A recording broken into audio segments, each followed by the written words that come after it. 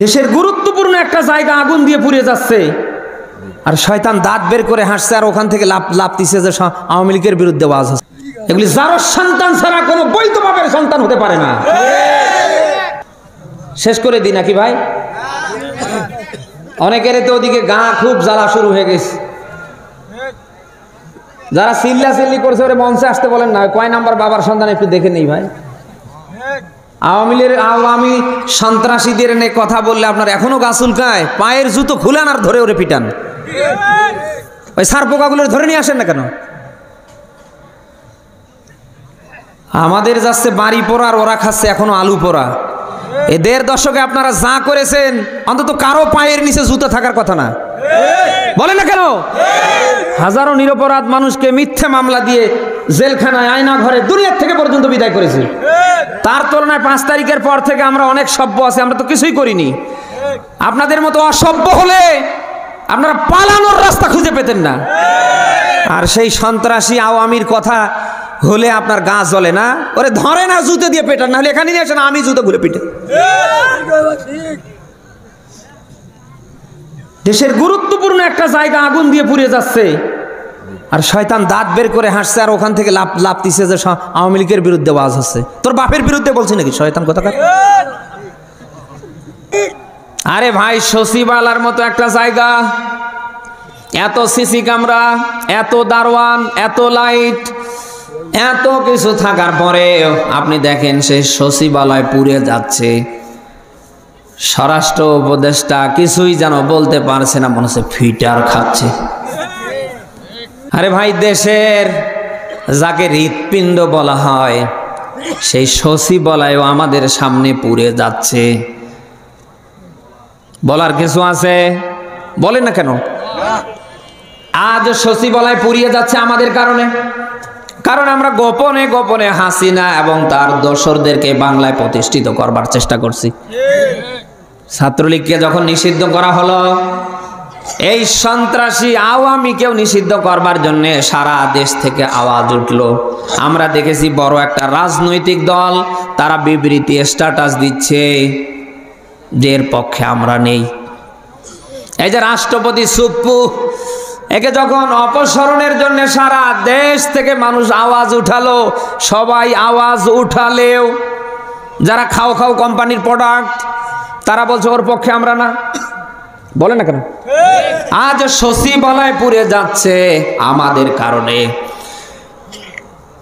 দেশ যেভাবে সংস্কার হচ্ছিল, একদিনে ৬৪ জেলার ৬৪টা ডিসি অপসারণ, ৩৯৩টা পৌর মেয়র অপসারণ, এমনকি আমরা নিউজ দেখেছি সারা বাংলাদেশের প্রত্যেকটা ইউনিয়ন পরিষদের চেয়ারম্যান, ওয়ার্ড পর্যায়ের মেম্বার পর্যন্ত অপসারণ হবে।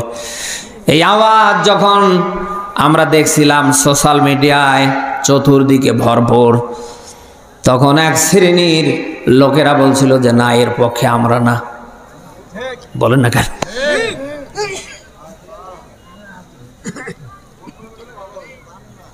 আমাদের দলের ভিন্নতা থাকতে পারে, মতের ভিন্নতা থাকতে পারে, আমাদের রাজনীতির ভিন্নতা থাকতে পারে, দেশটা কি আমাদের সবার না?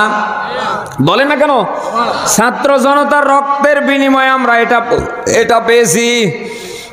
এটা কি আমাদের ধরে রাখা সবার কাজ না? বলেন। যারা খাও খাও করছেন, আমি তাদের দৃষ্টি আকর্ষণ করছি, অন্তত একটু ব্রেক ধরেন, দেশ সংস্কার হতে দেন। আল্লাহ যেন সকল ষড়যন্ত্র থেকে দেশকে হেফাজত করে। বলেন আমিন। আগামীর বাংলাদেশ যারা আল্লাহর কোরআন রাসূলের সুন্নাহ দিয়ে চালাতে চায়, আমরা তাদের পক্ষে। পারবো না ইনশাআল্লাহ? এরকম পরিবেশ যেন আল্লাহ দান করে। দরুদ ও সালাম মানবতার মহান নবী মুহাম্মদুর রাসূলুল্লাহর উপর পড়েন সাল্লাল্লাহু আলাইহি ওয়াসাল্লাম। আমি আপনাদের সামনে কোরআনুল কারীম থেকে সূরা বাকারার ২১ নম্বর আয়াত পড়েছি। আমি কি ব্যাখ্যায় যাব না শেষ করে দেব? থাকবেন তো নাকি? রাত তো ১১:১২ বেজে যাচ্ছে ভাই। একটু জবান খুলে বলেন আউযু বিল্লাহি মিনাশ শাইতানির রাজিম, বিসমিল্লাহির রহমানির রহিম।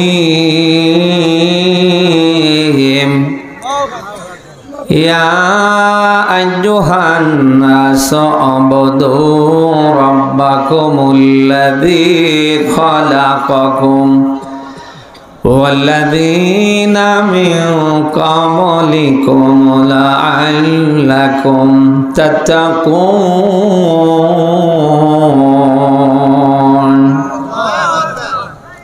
সাদাকাতা ইয়া রাব্বানা। সূরা বাকারা কোন সূরা? 21 নম্বর আয়াত আমরা পড়েছি। আল্লাহ পাক বলেন, ইয়া আইয়ুহান নাস, হে মানুষ সকল। এখানে দুনিয়ার সব মানুষদেরকে এক জায়গায় ডাক দিলেন কে?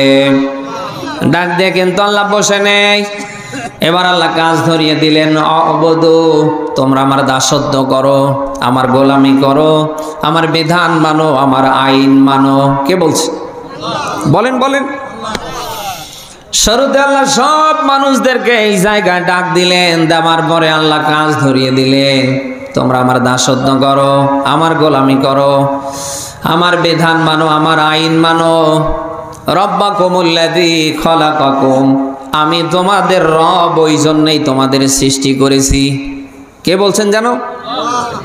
প্রিয় গোবিন্দগঞ্জবাসী, আল্লাহ তাআলা বলেন, তোমরা আমার দাসত্ব করো, আমার গোলামি করো, আমার আইন মানো, আমার বিধান মানো, এই জন্যেই আমি আল্লাহ তোমাদের সৃষ্টি করেছি। কে বলছেন জানো? তামাম পৃথিবীতে আপনি যা দেখছেন সব আল্লাহ বানিয়েছে আমাদের জন্যে। এই যে বিশাল আসমান, কোনো খুঁটি নেই, কোনো পিলার নেই, খুঁটিবিহীন আল্লাহ মাথার উপরে দাঁড় করে রেখেছে। বিশাল জমিন আল্লাহ বিছানা বানানোর মতো করে বানিয়ে দিয়েছে। বলেন না কেন? এই আসমান, এই জমিন যেন তার ভারসাম্য হারাতে না পারে, এই জন্য বড় বড় পাহাড় জমিনের উপরে আল্লাহ দাঁড় করে রেখেছে। এত কিছু আপনি দেখছেন সব আল্লাহ বানিয়েছে মানুষের জন্যে। মানুষকে আল্লাহ বানিয়েছে তার দাসত্ব, গোলামি, তার আইন, তার বিধান মানার জন্যে। এখন কোন মানুষ যদি সেই আল্লাহর দাসত্ব, গোলামি, আল্লাহর শতভাগ বিধান মানতে না পারে, কিয়ামতের কঠিন মুসিবতের দিনে এই মানুষটা বাঁচবে না মরবে? বলেন না কেন? এদেশের দায়িত্বে ডক্টর মোহাম্মদ ইউনূস স্যার সহ অন্তর্বর্তীকালীন সরকারের উপদেষ্টা মণ্ডলীতে যারা আছে, আমরা যদি তাদের নিয়ম নীতি ফলো করে না চলি, তাহলে আমাদের নামে মামলা হবে। এক পর্যায়ে আমাদের ধরে থানায় নিয়ে যাবে, এক পর্যায়ে আমাদের চালান করে দেবে। দেবে না? ঠিক একইভাবে আল্লাহ দুনিয়ায় পাঠিয়েছে, আপনি তার বিধান মানবেন। আপনি না মেনে মরে গেলেন, আমার আল্লাহরও ওই রকম জেলখানা নামক জাহান্নাম আছে না নেই?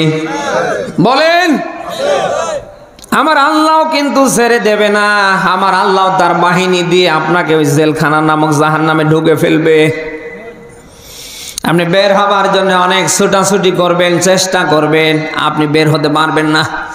১৫০০ বছর পূর্বে আল্লাহ চূড়ান্ত কথা দিয়েছেন, ইউরিদুনা আইয়াখরুজু মিনান নারি ওয়া মা হুম বিখারিজিনা মিনহা ওয়া লাহুম আযাবুম মুকিম। বলেন আল্লাহু আকবার।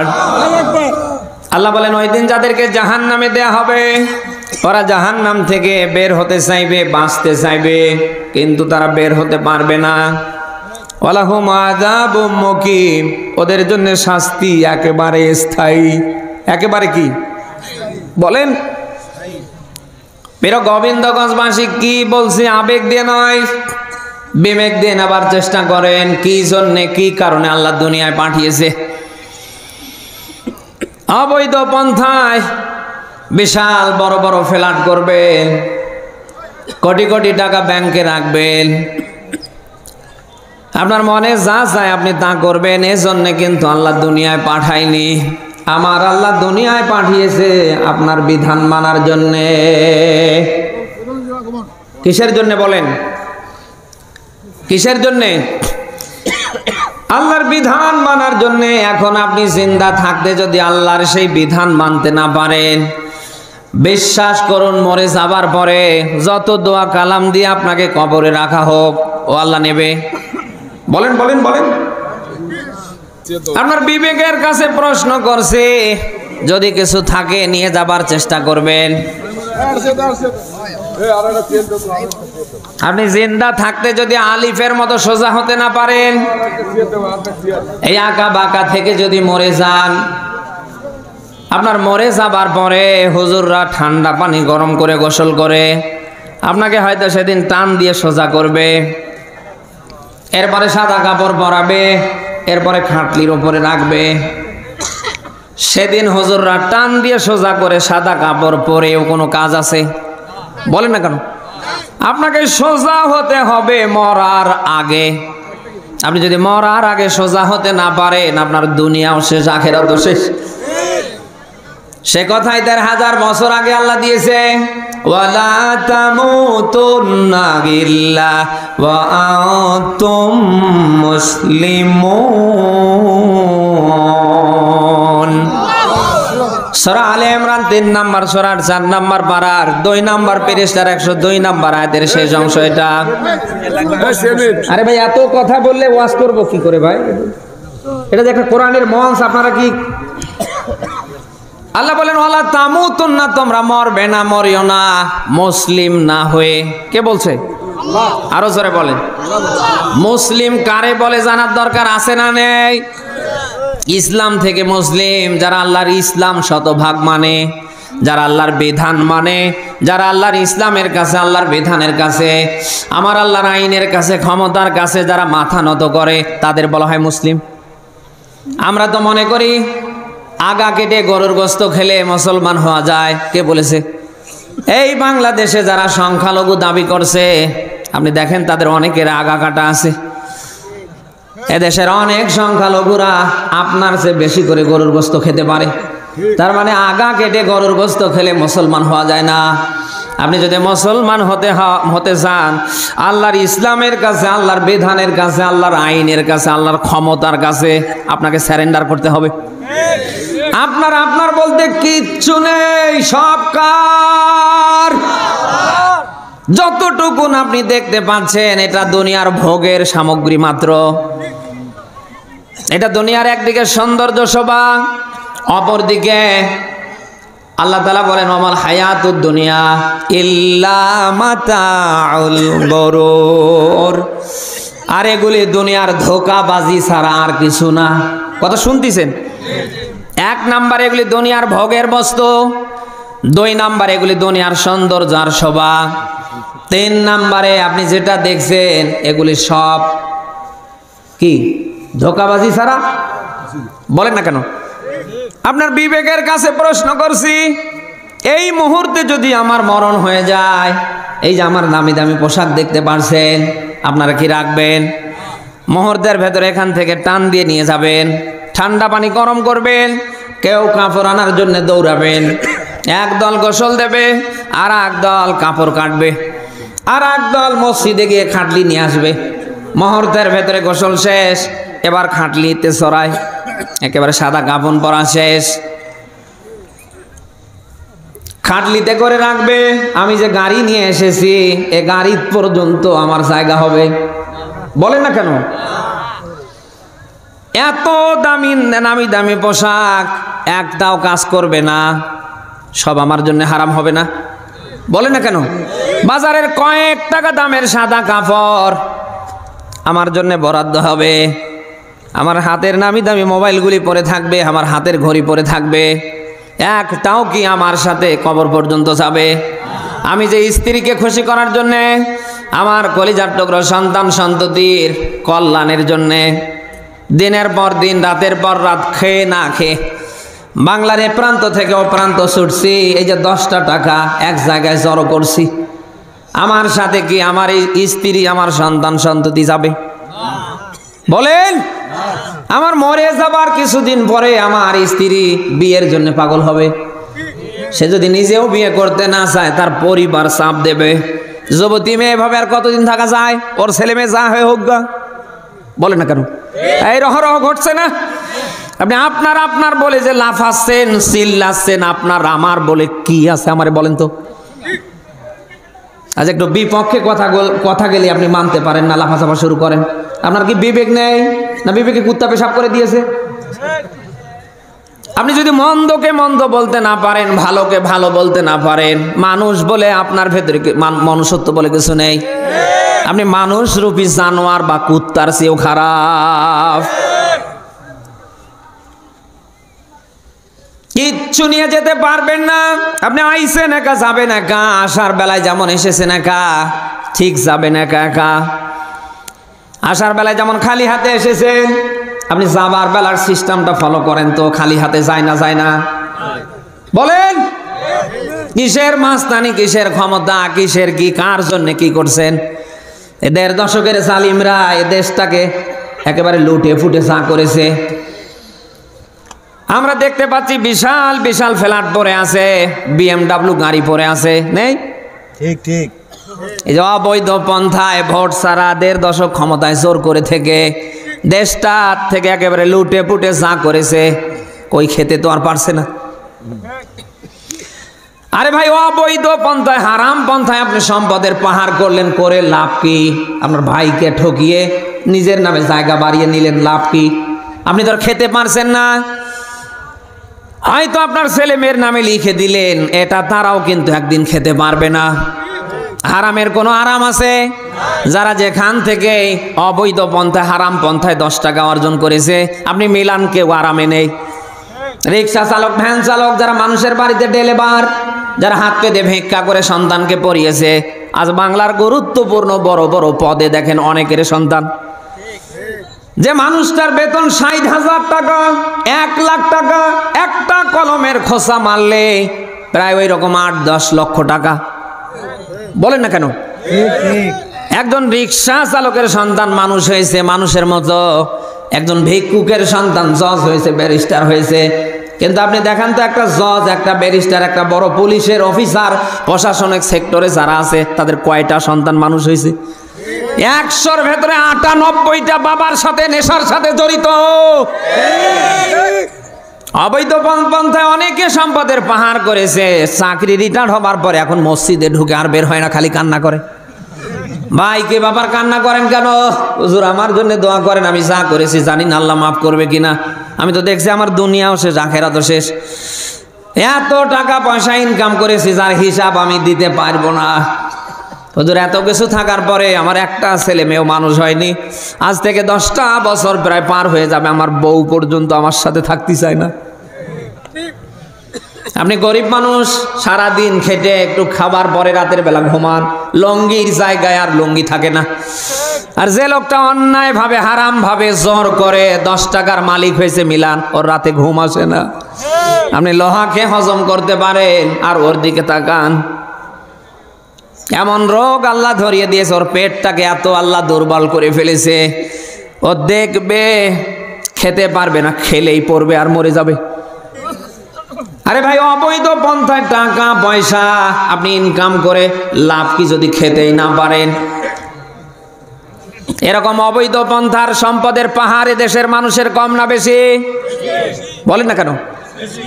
আজ আল্লাহর ঘর মসজিদগুলিতে তাকান, মসজিদের যে সভাপতি, সেক্রেটারি, দায়িত্বে যারা আছে, আপনি মিলান, অধিকাংশগুলো, বিশেষ করে ১০০-র ভেতরে ওই রকম ৯৮টা ধরা পড়ে যাবে।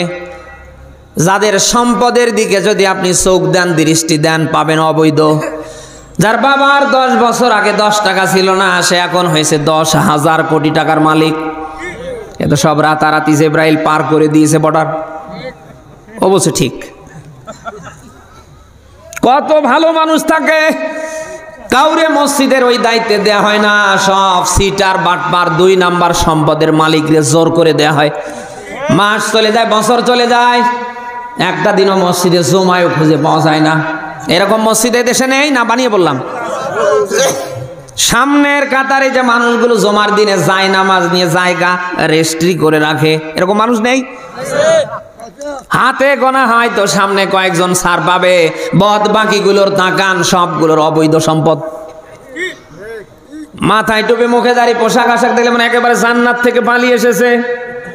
আপনি ওর পিছনের ব্যাকগ্রাউন্ড যদি একটু তালাশ করেন, দেখবেন লোকটা সুদ খায়। 30 বছর চাকরি করার পরে রিটার্ডে কিছু টাকা পেয়েছে, রেখেছে সোনালি, রূপালি, চৈতালিতে।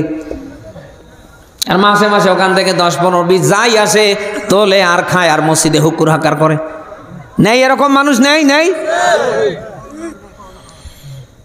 হারামের অর্থ দিয়ে যে শরীরে রক্ত হবে, মাংস হবে, এ শরীর দিয়ে কোনো ইবাদত করলে আল্লাহ নেবে? বলেন, আপনি কিসের নামাজ পড়েন? আপনি কিসের সারাদিন টুপি মাথায় দিয়ে রাখেন? আপনি কিসের কি করছেন? আপনার তো ইবাদতে কবুল হচ্ছে না। ইবাদত কবুল হবার যত মাধ্যম, যত সিস্টেম, যত রাস্তা, কি বলছি মিলিয়ে নেন। হাসিনারে নিয়ে কথা বললে আপনি মনে করেন আমাদের বলে গেল, ও দরকার নাই। এখন দেখেন কার বলবেন।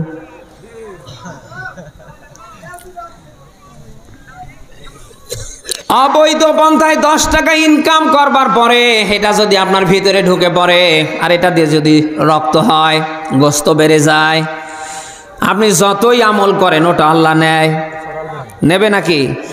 হ্যাঁ, এই জন্য ইবাদত কবুল হবার যত মাধ্যম, অন্যতম মাধ্যম হচ্ছে হালাল পন্থায় উপার্জন। নবীজি বলেন, তলাবু কাসবিল হালাল ফারিদাতুম বাদাল ফারিদাহ। নবীজি বলেন, ফরজের পরে হালাল পন্থায় উপার্জন করাও একটা ফরজ। আমরা মনে করি খালি 5 ওয়াক্ত নামাজ পড়া ফরজ, রমজানের 30টা রোজা রাখা ফরজ, সম্পদ থাকলে যাকাত দেয়া, হজ করা, বের সময় স্ত্রীকে মহরানা দেয়া, স্ত্রীকে পর্দায় রাখা ফরজ। এই ফরজগুলির ভেতরে হালাল পন্থা ইনকাম করে চলাও একটা ফরজ। ইসলামে বসে খাবার কোনো সিস্টেম নেই, আছে কি? যদি থাকতো প্রত্যেকটা আম্বিয়া আলাইহিস সালাম বসে বসে খেত। বলেন না কেন? আপনি আদম নবী থেকে বিশ্ব নবী মুহাম্মদুর রাসূলুল্লাহ পর্যন্ত আপনি মিলান, একটা নবী, একটা রসুলের জীবনে আপনি দাঁড় করাতে পারবেন না যে তারা বসে বসে খেয়েছে। বরং প্রত্যেকটা নবী রাসূলরা খেটে খেটে খেয়েছে। এই জন্য খেটে খেটে খাওয়া রসুলের সুন্নাহ। বলেন না কেন? সমস্ত আম্বিয়া আলাইহিস সালামের সুন্নাহ হচ্ছে খেটে খেটে ঘাম ঝরে খাওয়া। হযরত আদম আলাইহিস সালাম তিনি ছিলেন একজন কৃষক, জমিনে ফসল ফলাতেন। হযরত নূহ আলাইহিস সালাম তিনি ছিলেন একজন কাঠ মিস্ত্রি, গাছ কাটতেন, কাঠ বানাতেন, বিভিন্ন ফার্নিচার তিনি তৈরি করতেন। হযরত দাউদ আলাইহিস সালাম তিনি ছিলেন একজন দর্জি। কথা কি শুনতেছেন না? হযরত দাউদ আলাইহিস সালাম তিনি ছিলেন একজন কামার। হযরত ইদ্রিস আলাইহিস সালাম তিনি ছিলেন একজন দর্জি। সমস্ত নবীদের জীবনী যদি এক এক করে আপনি দাঁড় করান, তারা কেউ বসে খায়নি, কোনো না কোনো কাজ করে খেয়েছে। বিজ্ঞান সবে মাত্র প্রমাণ করতে সক্ষম হয়েছে যারা খেটে খেটে খায় তাদের রোগ প্রতিরোধ ক্ষমতা বেড়ে যায়। এই করোনায় যারা মারা গিয়েছে আপনি মিলান, যারা খেটে খেয়েছে কেউ মরেনি। কোনো ভ্যান চালক মরেছে, কোনো রিক্সা চালক যারা 8 ঘন্টা রোদে কাজ করতে পারে এরা কেউ মারা গিয়েছে। মরেছে কারা? যারা ফ্রিজের ভিতরে ছিল। আপনি যত বেশি শরীরটাকে নড়াবেন, এই শরীর থেকে যত আপনি ঘাম ঝরাবেন, তত বেশি আপনার রোগ প্রতিরোধ ক্ষমতা আল্লাহ বাড়িয়ে দেবে। অথচ আজ আমরা নড়াতে চাই না, বসে বসে আমরা খেতে চাই। বসে বসে খাওয়া কোন নবী, কোন আম্বিয়া আলাইহিস সালামের সুন্নাহ হতে পারে না। আজ এই দেশে অনেক মানুষ আমরা মনে করি বিভিন্ন খানকায় মাজারে গিয়ে যারা মাথায় বিশাল বড় টুপি দিয়ে বিশাল আকারে মোষ, ও মোষ না ধানের গোস, কিছু বোঝা যায় না। এরকম পীর দেশে নেই। কি পীর? ও কি পীর না ক্ষীর? কি মোষ? ওরে মোষ ধরে দুধ খাওয়াতে হয়। তাহলে ওপরে ওর মোষের সাইজ যদি ওই হয়, তাহলে এবার আপনি বোঝেন তো কোমর থেকে নিচের দিকে ওর সাইজ কত। আমরা মনে করি এ দেশের 48,000 পীরের দরবারে যারা লম্বা টুপি দিয়ে সাদা পোশাক পরে খালি হুক্কুর হাক্কার করে, আমরা মনে করি এরাই পীর, এরাই আল্লাহর ওলি। কে বলেছে আপনারে? এরা যদি আল্লাহর ওলি হয় তাহলে শয়তান আলী হবে কে? রাসূলের হাদিস বলছে, আল কাসিবু হাবিবুল্লাহ। যারা খেটে খায় তারা আল্লাহর বন্ধু। তারা কার বন্ধু? বলেন না কেন? বসে বসে যারা খায় আর হুক্কুর হাক্কার করে এরা কখনো আল্লাহর ওলি হতে পারে না, এরা শয়তান আলী। আর যারা খেটে খায় এরা আল্লাহর বন্ধু, আল্লাহর ওলি। এই জন্য আমাদের জীবন থাকতে আমরা হারামের দিকে হাত বাড়াবো না। কারা পারি দেখি, কারা পারি দেখি, লিল্লাহে তাকবীর। এই যে 10 টাকা অন্যায় ভাবে আপনি আজ আজ সংগ্রহ করলেন, আল্লাহ হিসাব নেবে না? বলেন। আরে ভাই, আপনার চর্মচোখে আল্লাহরে না দেখা গেলেও আল্লাহ আপনারে দেখতে পারে না? ঘরের লাইট, দরজা, জানলা আপনি সব বন্ধ করে ফেললেন, আপনার চর্মচোখে হয়তো আল্লাহরে দেখে না, কিন্তু আল্লাহ আপনারে দেখে না? দিনে যেটা করছেন আল্লাহ দেখে না? রাতে যেটা করবেন মনস্থ করেছেন আল্লাহ মনে হয় জানে না?